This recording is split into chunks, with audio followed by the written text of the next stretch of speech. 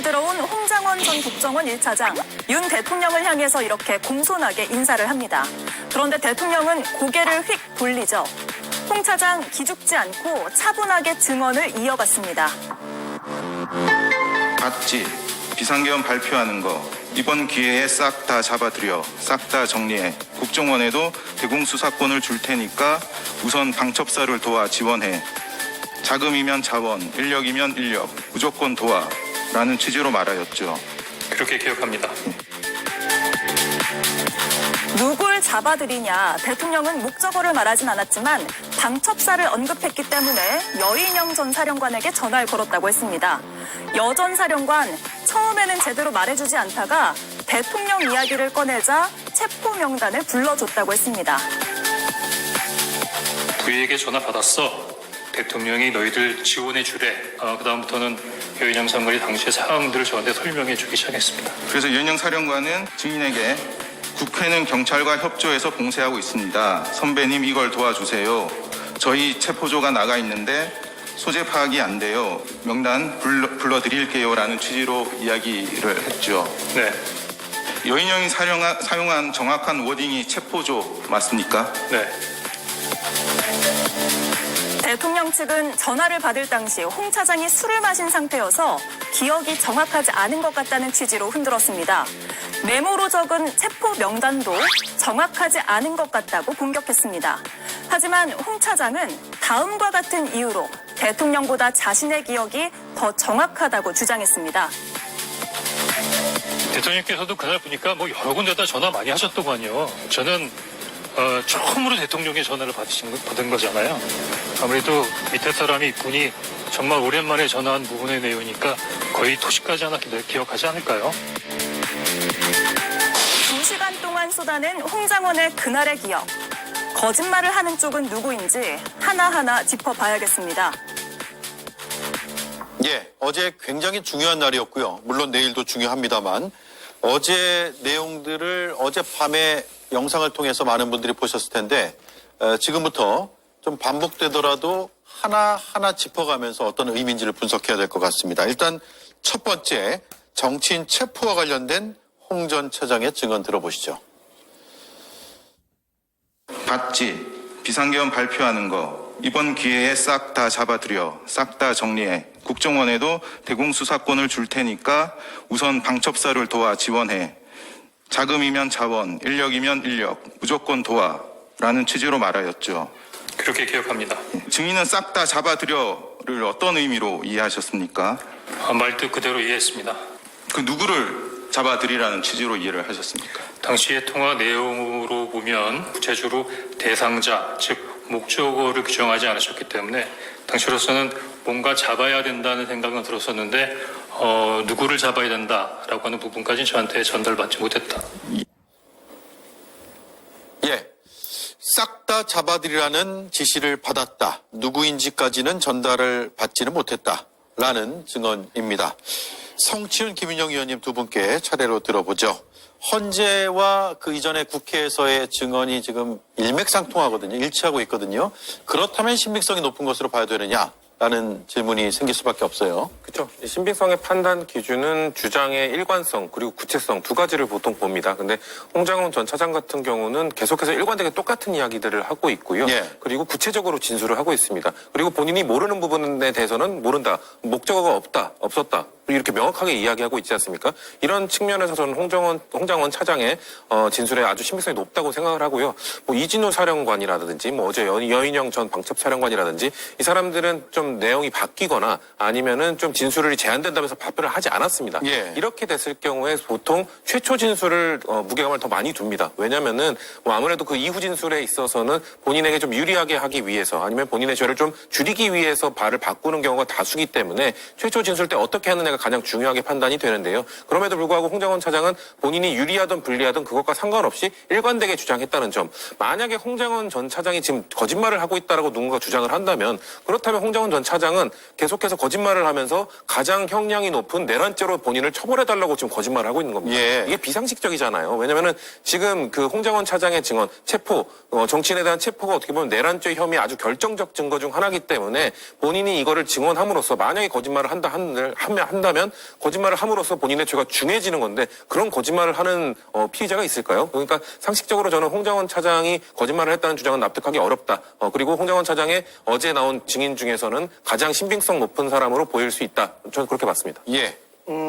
저도 홍장원 차장의 체포 지시 관련되는 거라든지 전반적인 부분에서 일관된 지수를 하고 있는 점은 맞는 것 같습니다. 물론 이게 형사재판이었으면 법적 증거가 굉장히 효과나 실용성이 굉장히 있을 거라고 봤는데요. 근데 문제는 홍장원 차장이 아주 미묘하지만 약간씩 달라지는 부분이 있다는 겁니다. 이게 어쨌든 헌법재판이고 대통령 탄핵 심판이 아니라 아주 엄중한 일을 다룬 거지 않습니까? 그 대표적인 예를 들어봤을 때 처음에는 대통령으로부터 체포조 명단을 받았다고 했다가 추후에 목적어가 자기가 뺐다, 없었다는 말을 좀 약간 말이 바뀌었거든요. 물론 이게 형사재판상에서는 일관성 있는 진술이기 때문에 효과가 있는 건 분명하지만 너무나 막강한 대통령 탄핵 심판이라는 엄청난 일을 앞둔 상황에서 이런 심리 상황에서 이런 아주 사소한 미묘한 발언의 차이도 어찌 보면 좀 심도 있게 다뤄야 될 부분이 저희 국민의힘에서는 있다고 보고 있는 거거든요. 그렇기 때문에 앞으로 좀 더 홍장원 차장의 입장이라든지 아니면 진술의 변화 같은 경우는 좀 더 심도 있게 봐야 될 부분이 저는 있다고 봅니다. 예. 미세한 차이가 있다. 이 말씀이고요. 반면에 성친 의원님은 일관성과 구체성을 모두 갖추고 있고 아는 것과 모르는 것을 분명히 구분해서 지금 진술하고 있기 때문에 신빙성이 높다라고 상반된 입장을 지금 밝히셨습니다. 자, 그렇다면 윤 대통령과 대리인단은 어땠을까요? 통화 자체는 인정을 했습니다만 계엄과는 무관하다. 간첩 검거 관련해서 방첩사를 도와주라고 얘기한 것이다 라는 취지로 반박을 했는데 들어보겠습니다. 방첩사령관이 육사 후배니 방첩사를 도와서 정보가 있으면 정보를 주고 간첩들 싹 다 잡아들이라 라고 말했다는데 증인의 말과 다른데 어떤가요? 대통령이 누구한테 하신 말씀이십니까? 증인에게요. 저한테요? 네. 뭐 일부 유사한 내용도 있긴 합니다만 제가 기억한 부분하고 조금 차이는 있는 것 같습니다. 국정원에는 정보들이 많이 있기 때문에 경찰에 줄 거는 경찰에 주고 또 방첩사에 줄 거는 방첩사에 주면서 저도 좀 예산 지원을 좀 해주라는 얘기를 쭉 해왔기 때문에 또 사관학교 후배니까 좀 도와주라. 그래서 간첩 수사를 방첩사가 잘 할 수 있게 도와주라는 계엄사무와 관계없는 얘기를 한 거를 가지고 제가 굳이 왜 거짓말하죠? 저는 처음으로 대통령의 전화를 받은 거잖아요. 거의 토시까지 하나 기억하지 않을까요? 제가 보기에는 대통령이 조금 말씀하시는 부분에 오류가 있는 것 같은데. 네, 제가 굳이 왜 거짓말을 하죠? 라고 되물었습니다. 일단 윤 대통령은 격려차 전화한 것이다 라고 주장을 하고 있습니다. 그런데 그 시간을 보면 12월 3일 밤 10시 53분으로 찍혀 있습니다. 그리고 한 1분 30초가 좀 안 되는 시간 동안 통화한 것으로 나오는데 그 시간이 어떤 시간이었냐? 계엄을 선포하고 한 20-30분 정도 지난 시점이거든요. 그때 간첩과 관련된 협조 지시를 하면서 격려 전화를 했다. 이 납득이 되세요, 김보엽 의원님? 말이 안 됩니다. 격려는 대낮에 평소에 하는 거죠. 예. 그 밤에 계엄령 선포를 한 이후에 격려를 하는 건 계엄과 관련된 얘기를 하는 거죠. 그 간첩들 싹 잡아들이라라고 윤석열 쪽 변호인단이 얘기를 하지 않습니까? 근데 이제 이 간첩들이 계엄과 상관이 없는 것처럼 얘기를 하지만 가만 따져보면 내란숙의 윤석열이 처음에 계엄령 선포하면서 뭐라고 하냐면 반국가 세력들을 일거에 척결한다라는 표현이 등장하거든요. 예. 반국가 세력이 뭡니까? 국가에 반하는 세력들 아닙니까? 그렇다면 그 윤석열은 이 반국가 세력을 간첩과 동일하게 인식했을 수 있다고 봅니다. 그래서 계엄과 전혀 상관이 없다? 이건 뒤늦게 거짓말을 하는 거고요. 두 사람의 그 진술 태도만 보더라도 홍장원 차장은 굉장히 자기의 기억에 근거해서 명료하게 메시지를 전달을 합니다. 하지만 윤석열은 횡설수설하는 것처럼 보이지 않습니까? 거짓말을 할 때 보이는 태도와 좀 비슷합니다. 그리고 이제 왜 국정원장에게 전화하지 않고 홍장원 차장한테 직접 전화했을까? 여기에 대해서도 국정원장이 출장 중인 줄 알았다. 이런 거짓말을 하는데 네. 추정컨대 저는 조태용 국정원장도 사전에 내란에 대해서 일정 정보를 공유했을 가능성이 크다고 봅니다. 계엄 선포 전에요. 예. 왜냐하면 그 전에 움직임들이 있지 않습니까? 국정원의 협조를 받지 않고서 계엄 선포를 성공하기 힘드니까 어느 정도 내용 공유를 했고, 조태용 국정원장이 아마 우리 조직에서 대체로 협조를 할 것 같은데 홍장원 차장 이 사람이 좀 까탈스럽습니다. 협조할지 모르겠습니다. 대통령께서 좀 한번 눌러주시죠. 이런 식의 대화를 주고 받지 않았을까? 대통령이 국정원 차장에게 전화하는 건 대단히 이례적입니다. 원장에게 전화하는 것조차도 이례적입니다. 대체로는 국가안보실을 통해서 국정원장에게 메시지를 전달하거나 차장한테 전화하는 일은 어지간해서는 없는 겁니다. 그리고 이날 전화가 두 번째 이루어진 거 아닙니까? 예. 8시 때 전화 한번 해서 한두 시간 뒤에 중요한 전화를 할 테니까 비화폰 잘 받으라. 이 예. 얘기를 하잖아요. 그런데 그게 10시 53분에 전화한 게 격려 전화다? 완전히 거짓말이죠. 한두 시간 뒤에 격려를 위해서 전화하겠다라고 얘기하진 격려 전화를 않겠죠? 예고하고 하는 경우는 없습니다. 예. 자, 이긴 의원님. 결국은 그래서 한쪽은 분명한 거짓말을 하고 있는 거예요. 싹 다 잡아들여라 하는 대상이 간첩이냐, 정치인이냐, 그러니까 완전히 엇갈리기 때문에요. 그리고 내일 곽정근 특전사령관도 헌재 6차 변론기일에 나오기 때문에 거기에 증언이 좀 보태진다면 이 사안의 실체가 좀 드러날 수 있을 것 같아 보여요. 저는 사실 홍장원 차장도 윤석열 대통령도 믿지 않고 있습니다. 아, 둘 다 믿지 못하겠다. 예, 지금은 많은 국민들께서 홍장원 차장의 그 소신 있는 발언을 보고 막 이렇게 좋게 평가해 주시는 분들이 많은데 결과적으로 홍장원 차장도 윤석열 대통령의 인사입니다. 그리고 홍장원 차장이 인터뷰를 했었던 것이나 여러 행적을 보면 좀 물음표가 드는 의문도 있기는 합니다. KBS 인터뷰 같은 경우에는 난 여러 번 대통령을 만났다. 그리고 나를 신뢰한다라고 인터뷰를 했는데 예. 탄핵 심판에서 드러난 것은 한 번도 만나지 않았고 전화통화도 처음 연결됐다는 것이 확인된 것 아닙니까? 정확하게 본인이 여러 번 만났고 나를 신뢰하는 사람이라고 직접 이야기를 했지만 탄핵 심판에서는 완전히 다른 내용이 나온 겁니다.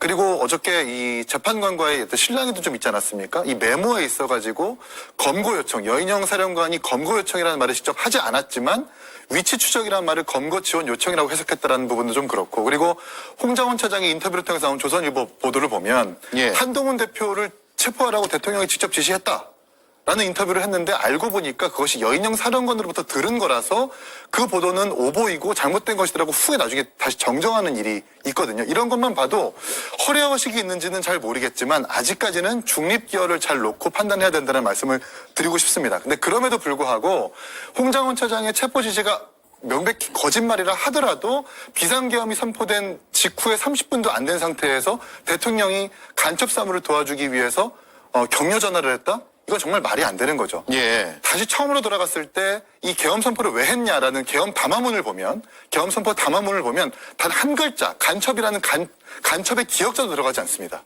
민주당의 잦은 탄핵, 예산 삭감을 비판하면서 이제는 계엄 선포하겠다고 선포를 하지 간첩을 잡아야 된다. 지금 종북 세력, 본인의 논리로서는 종북 세력을 잡아야 된다는 그런 논리가 안 들어가거든요. 그렇기 때문에 명확하게 좀 거짓말을 하는 것은 윤석열 대통령으로 보이나 예. 좀 냉정하게 홍장원 차장의 발언이나 윤석열 대통령의 발언을 좀 판단해야 된다는 생각이 듭니다. 예.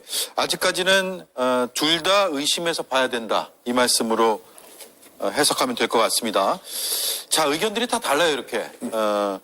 어쨌든 홍장원 차장이 어제 헌재에서 했던 얘기들이 있고 증언들이 있고, 물론 선서를 하고 재판정에서 했기 때문에 본인도 위증을 할 경우에는 그에 대한 책임까지도 감수하면서 했던 이야기일 수밖에 없죠.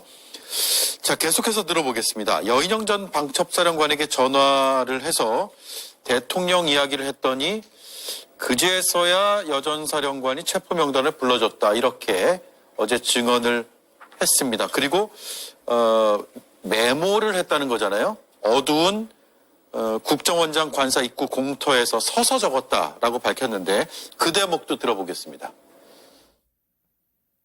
제일 먼저 어떻게 된 거야? 라고 제가 얘기했던 것 같고, 여전히 그 연영 사령관은 저의 그 어떤 질문에 대해서 답변하지 않거나 회피하는 부분에 있었던 태도를 취했습니다. 그래서 제가 부위에게 전화 받았어. 대통령이 너희들 지원해 주래. 이렇게 얘기를 했고. 그 증인은 여인영 사령관이 불러주는 명단을 받아 적으셨나요?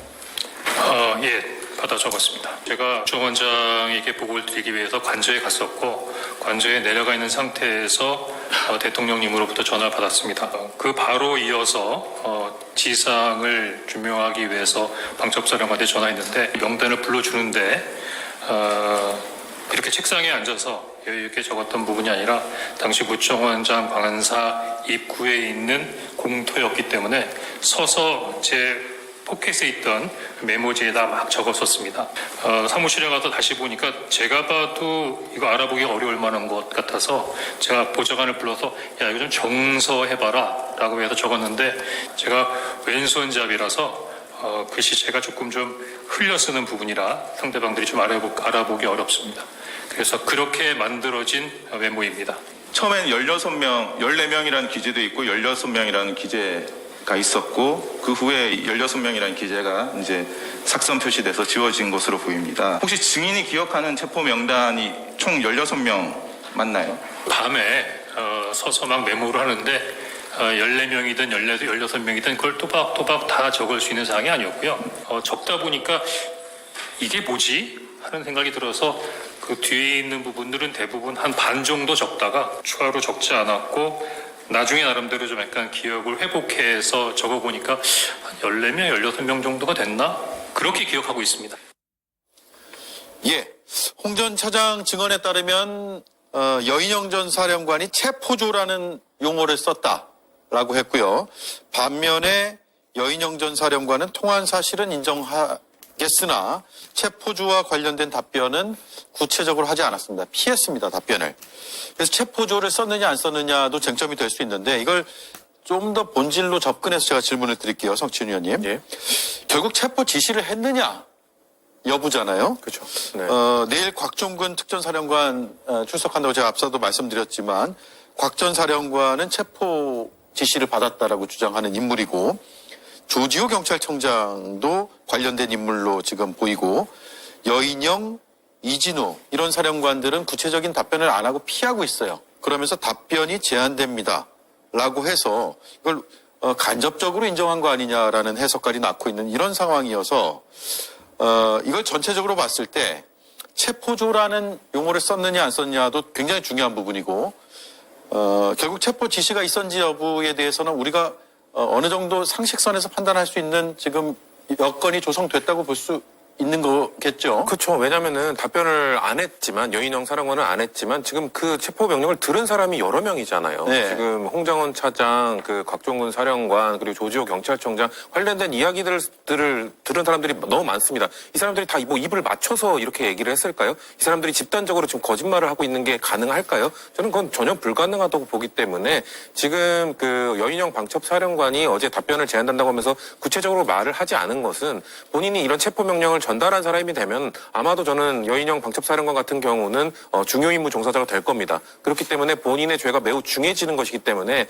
형사재판에서는 최대한 답변을 하지 않을 수 없고 방어권을 행사하기 위해 뭔가 말을 해야겠지만 예. 헌법재판관들 앞에서는 최대한 뭔가 윤석열 대통령에게 불리한 발언들을 하는 것이 부담스러울 수도 있고 아니면 거기서 하는 발언들이 또 본인의 형사재판에 영향을 줄 수도 있기 때문에 최대한 답변을 안 하는 것이 본인을 방어하기 위해 좋다고 판단을 했을 겁니다. 그렇기 때문에 안 한 것이지 뭔가 여인영 전 방첩사령관의 그런 침묵이나 답변을 안 한 것이 나는 체포명령을 전달한 적이 없다라는 것으로 이어지는 것은 저는 비상식적이라고 생각을 하고요. 그렇기 때문에 저는 사실 어제 그 이진우 수방사령관이나 여인영 방첩사령관이 대통령이 지켜보고 있는 앞에서 진술하는 건 상당히 부담스러웠을 것 같아요. 예. 그렇기 때문에 대통령에게 또 피해다는 어떻게 보면 피해라기보다는 대통령에게 불리한 증언들을 본인들이 하는 것에 대한 부담감 이런 것도 어느 정도 작용을 한 것이라고 보기 때문에 그런 사정 속에서 여인영 사령관이 답변을 제한한 것이지 좀 안 하는 것이지 뭔가 이것을 부정하기 위해서 하는 건 아니다라는 말씀드리고 싶고 한 말씀만 더 드리면 저는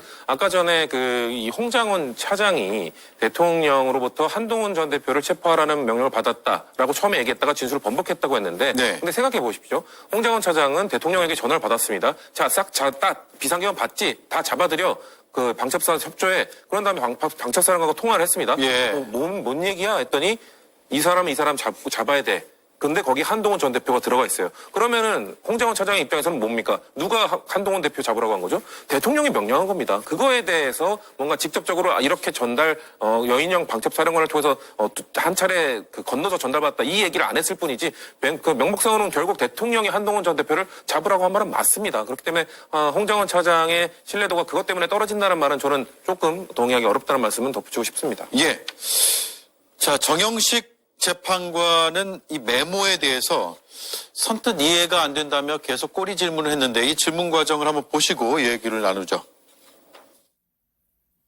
검거를 요청, 괄호하고 위치 추적과 돼 있어요. 위치 추적보다는 검거를 요청한 것을 또 주안점으로 써놨는데 검거해달라고 여인영 사령관이 굳이 얘기할 필요가 없잖아요. 자기들이 검거하러 나가 있는데 위치 추적만 받으면 되지 왜 국정원이 체포를 하러 다녀요. 거기다가 위치 추적, 지원 요청. 지원 예. 이런 식으로 적어놓는 게 맞지 않아요? 깊은 생각을 하면서 적은 것이 아니라 생각되는 대로 그냥 갈겨 쓴 부분이기 때문에 약간 다소 합리적이지 않게 적어놨던 부분 인정하겠습니다. 그럼 검거 예. 지원 요청이라고 안 쓰고 왜 검거 요청이라고 썼어요? 이 말은 다르잖아요. 제가 이제 공문서를 작성한 게 아니지 않습니까? 간단한 메모지 않습니까? 메모를 왜 작성해놨어요? 제가 나름대로 그 상황을 기억하기 위해서 메모해 놓은 거죠. 그럼 정확하게 기재를 해야죠. 예, 정확하게 기재 못해서 죄송합니다. 예. 자, 메모 형식이고 공문서가 아니지 않습니까? 라고 되물었는데, 하지만 그래도 정확하게 기재를 했어야죠. 라고, 이른바, 캐물었다라고 표현해야 되나요? 그런 정영식 재판관의 저 질의는 어떤 의미일까를, 지금 입장에 따라서 해석이 지금 다른 것 같아요.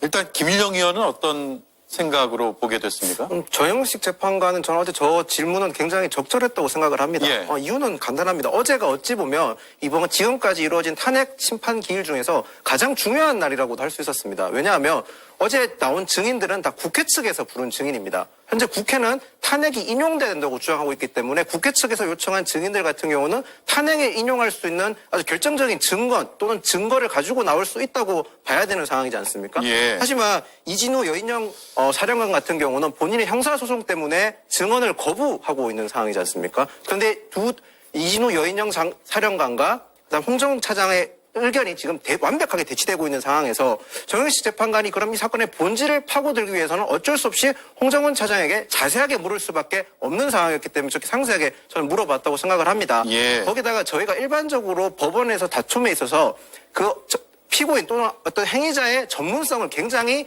중요시 여기는 경향이 있습니다. 홍정훈 차장이나 여인영 방첩사령관 같은 경우는 모두 다 정보나 아니면 저는 체포나 이런 거에서 굉장히 전문성을 가지고 있는 분들이지 않습니까? 예. 정영식 재판관 입장에서는 납득하지 못한 부분이 있기 때문에 여러 차례 나눠서 질문을 계속했고 홍장훈 차장 역시도 본인이 이 사안에 대해서 처음에는 굉장히 엄중하다고 얘기했다가 나중에는 단순하게 복귀하는 차원에서 썼다는 말이 바뀌었다기보다는 어쩌면 뉘앙스가 살짝씩 다릅니다. 물론 이게 가볍게 변했다 보면 가볍게 변했다고 할 수 있지만 계속 말씀드리지만 지금은 대통령 탄핵 심판을 지금 기일하고 있다는 점을 말씀드리고 싶습니다. 예. 중요한 대목으로 볼 수 있다 이 말씀이고요. 김보엽 의원님은요?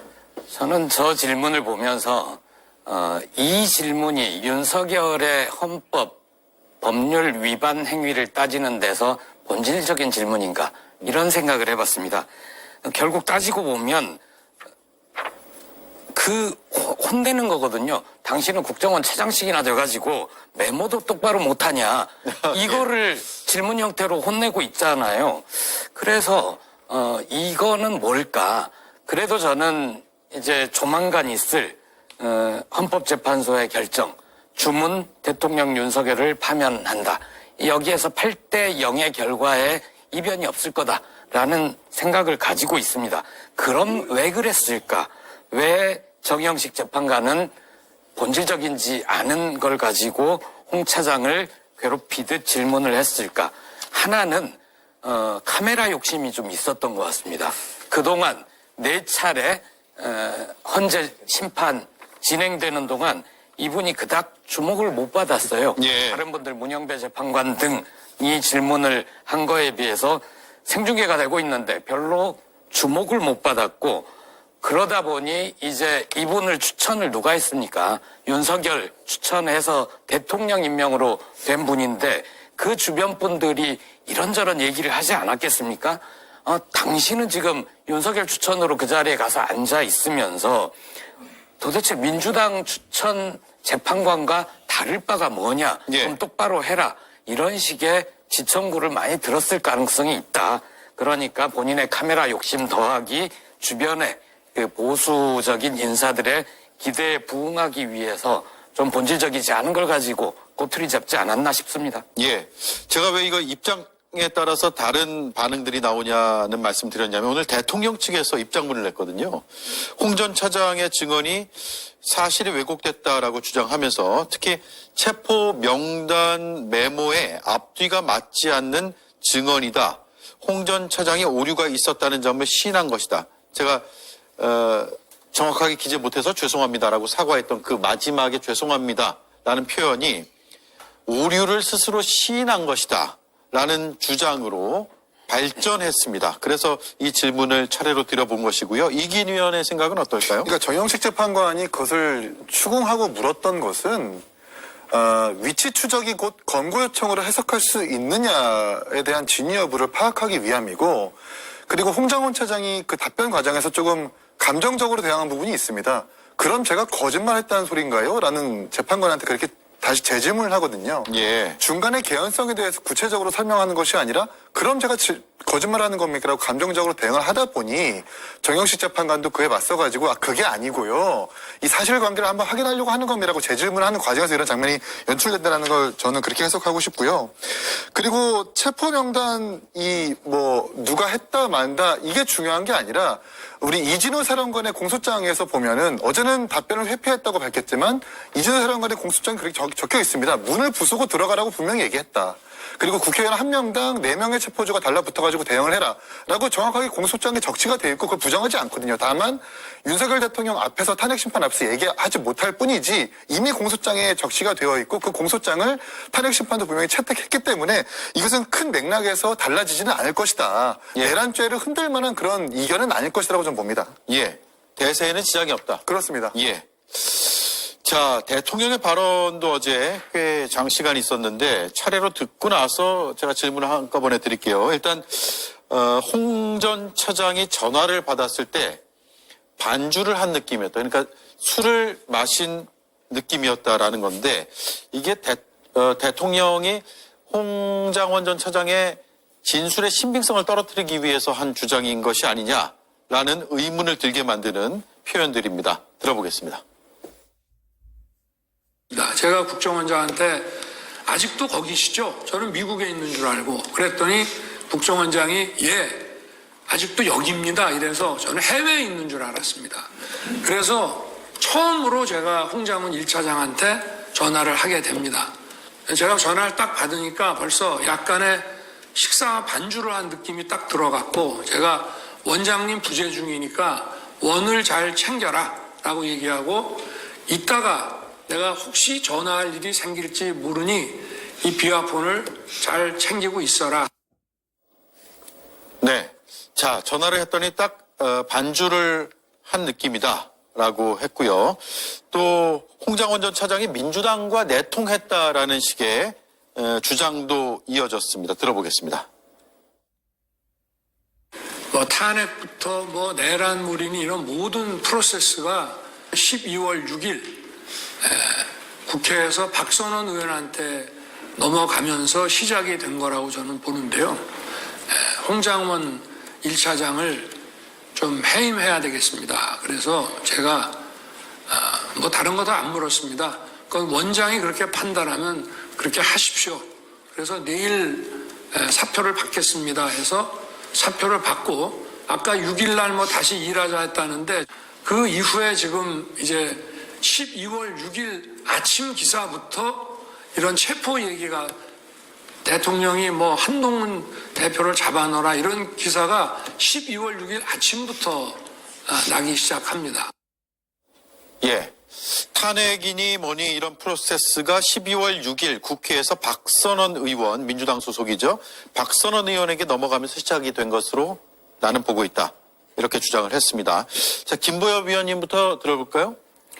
그 반주 얘기를 하는 대목에서는 전 좀 웃음이 나왔습니다.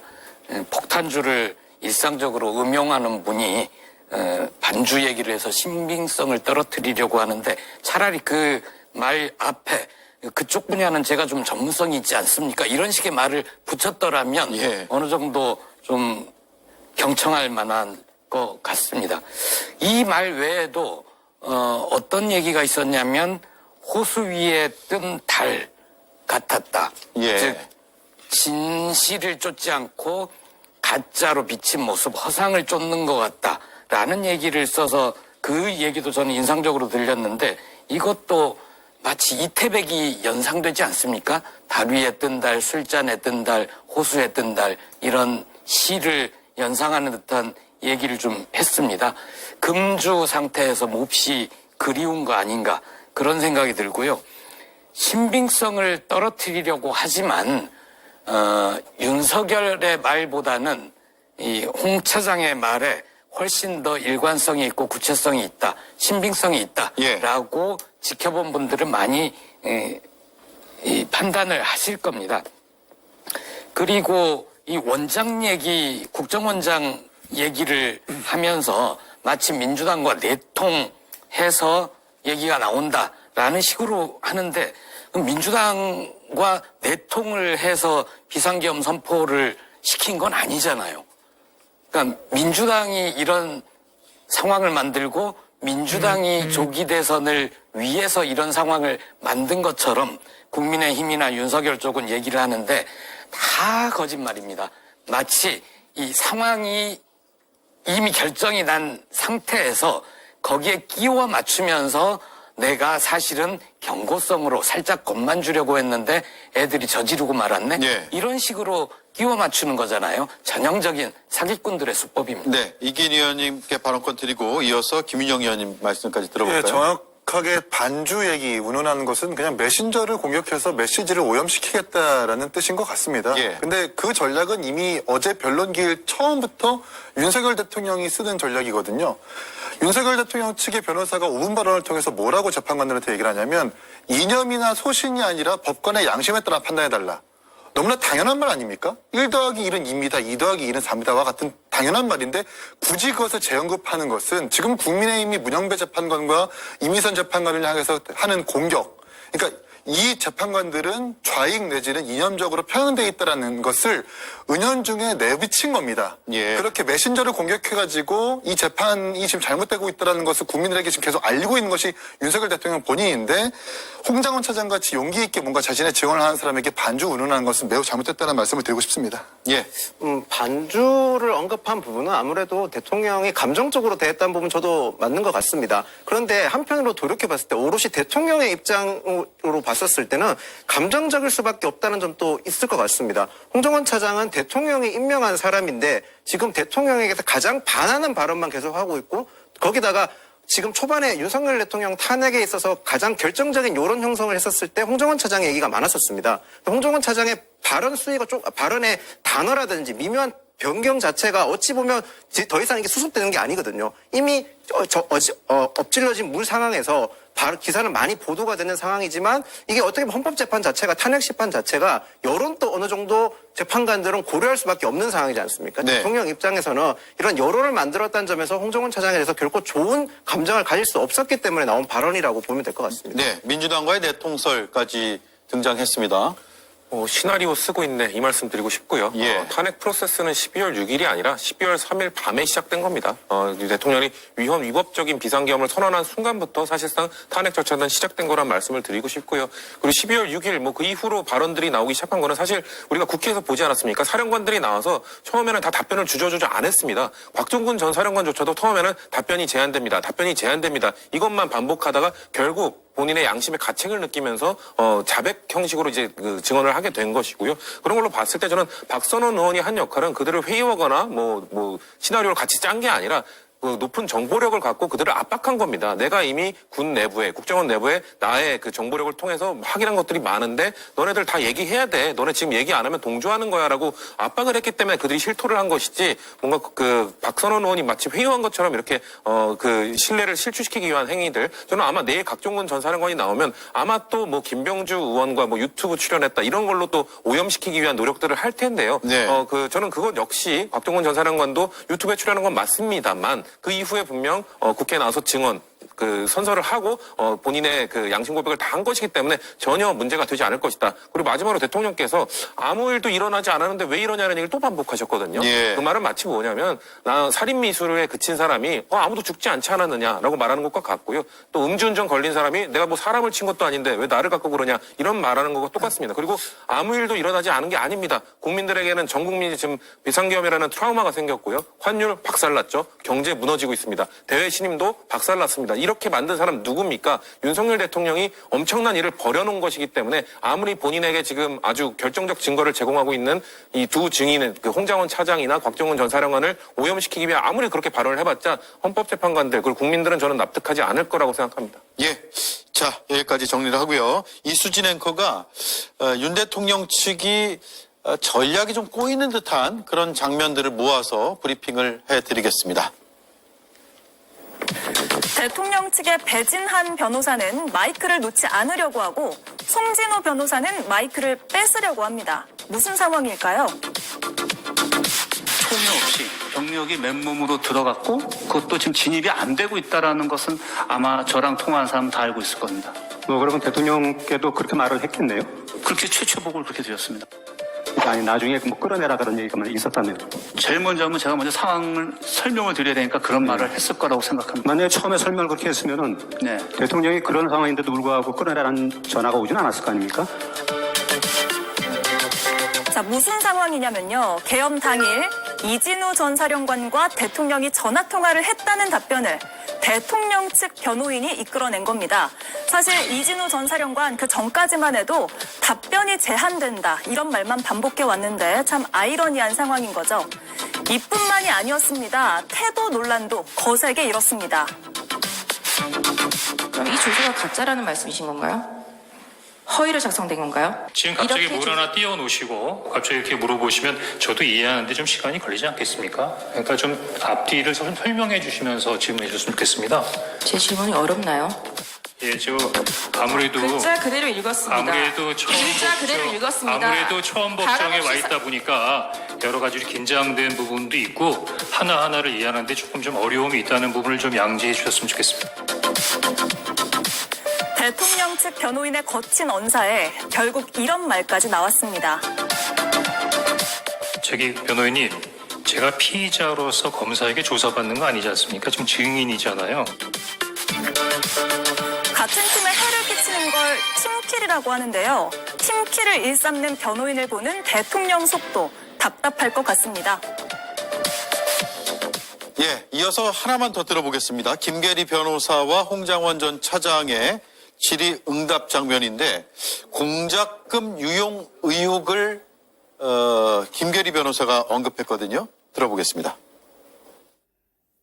박선원 의원은 2024년 10월 29일경 국정원장 특보로 증인과 함께 근무했던 김모 공작특보에 대하여 대북 공작비 예산을 유용했다는 의혹으로 고발하겠다고 하였죠. 이때 증인도 김모 특보와 같이 공작금 유용 의혹으로 박선원 의원에게 약점을 잡혀 있었던 것 아닌가요? 잘 얘기해 주셨습니다. 지금 그 한간에 제가 대북 공작금 띄어먹었다고 난리인데 그 새빨간 거짓말입니다. 제가 만약에 100억 넘는 대북 공작금을 띄어먹었거나 홍콩의 호화 빌라를 가지고 있거나 제가 해외를 담당하는 차장이기 때문에 해외 거점 운영하는 부분에 대해 돈을 모아서 위에다가 상납했다는 부분의 얘기까지 네, 증인 묻지 않은 무수 유튜버들이 얘기하고 있는데 만약에 제가 그랬다면 검찰총장까지 하신 우리 대통령님께서 저를 국정원에 2년 반씩이나 두셨겠습니까? 자, 대통령 대리인의 여러 질문들, 태도 이런 것도 보는 시각에 따라서 굉장히 문제가 있다. 아니다. 의견이 분분할 것 같습니다. 이긴 의원님? 사실 박선원 의원이 이제 국정원 1차장 이전에 기조실장일 때 이 대북공작금 의혹에 대해서 감사관을 2번이나 보내고 내부 조사를 하고 내부 감찰까지 해가지고 깨끗하게 정리가 된 사안입니다. 예. 그때 박선원 의원은 당적을 당연히 가지고 있지 않았고 정치적 편향성을 제기할 수 없는 때였죠. 근데 그걸 가지고 그 과거 이력을 찾아서 지금 보수 유튜버들과 보수 지지층 내지는 국민의힘 지지층들이 이걸 가지고 공격을 하고 있는 거거든요. 이 또한 아까 말씀드렸던 것과 마찬가지로 메신저를 공격해서 메시지를 오염시키겠다라는 의도인 것 같은데 헌법재판소의 탄핵 심판이라면 명백한 증거와 물증으로 이야기를 해야지 이런 식으로 정치 공세를 하는 것은 윤석열 대통령에게 절대 유리하지 않다 말씀을 드리고 싶습니다. 예, 김보엽 위원님. 예, 국정원은 국가정보원이잖아요. 국가를 위한 정보기관입니다. 그런데 지금 윤석열 쪽에서 홍 차장을 공격하는 건 당신은 왜 당신을 임명한 사람을 위해서 일하지 않느냐, 정권 보위부 일을 하지 않느냐, 이렇게 얘기를 하는 겁니다. 그런 사람 인사검증에서 윤석열 이름이 박혀있는 임명장을 줬고 지금까지 2년 반까지 쓰는 동안 감찰도 했을 겁니다. 문제가 있으면. 아무것도 밝혀내지 못하고 이제 와서 저런 얘기를 하는 거 윤석열 얼굴에 침뱉깁니다.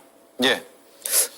변호인단이, 윤석열 대통령 변호인단이 꾸준하게 좋지 않은 모습을 보이고 있는 점은 굉장히 저는 마이너스일 거라 생각합니다. 헌법재판에서 대통령 탄핵 심판은 물론 법리적인 것도 따지지만 국민적 여론을 따진다는 점을 아까 말씀을 드렸습니다. 그런 점을 고려했을 때 조금 더 나은 모습을 보여야 될 것 같고, 물론 이 준비기일 자체가 너무 촉박해서 그런 좀 급하게 하는 경향이 없지 않아 준비기일이 부족한 거에 따라서 발생하는 문제점인 것 같기도 하고요. 거기다 어제 홍장원 차장 같은 경우는 아무래도 윤석열 대통령과 가장 대척점에 있는 사람이기 때문에 변호인 측에서 조금 거칠게 심리한 게 아닌가 그렇게 보입니다. 네, 마지막으로 성치현 의원님. 일단 그들이 아무래도 거짓말과 변명을 일삼다 보니까 스텝과 전략이 계속 꼬이고 있다는 게 점점 보이고 있고요. 그리고 김용현 전 장관이 나왔을 때는 무슨 약속 대련하듯이 되게 평화롭게 질의를 주고받더니 이제 본인들의 의사와 반대되는 사람들이 나오니까 저렇게 증인 신문하듯이 뭔가 피고인 신문하듯이 이렇게 몰아붙이는 모습들. 저는 아까 말씀드린 것처럼 아마 내일도 곽종근 전 사령관에 대해서 비슷한 전략으로 그 곽종근 전 사령관의 발언들을 오염시키기 위한 전략들을 펼칠 겁니다. 유튜버 출연했다. 그렇죠. 그런 것들 포함해서 아마 우리가 아직 뭐 드러나지 않은 것들, 각종 의혹들, 보수 유튜버들이나 할 만한 얘기들을 아마 쏟아낼 텐데요. 저는 곽종근 전 사령관이 잘 버텨내시길 바라고, 그리고 국민들은 전혀, 그리고 헌법재판관들은 그런 말에 현혹되지 않을 것이라는 말씀 마지막으로 드리겠습니다. 예, 알겠습니다. 여기까지 하죠. 네 분 고맙습니다.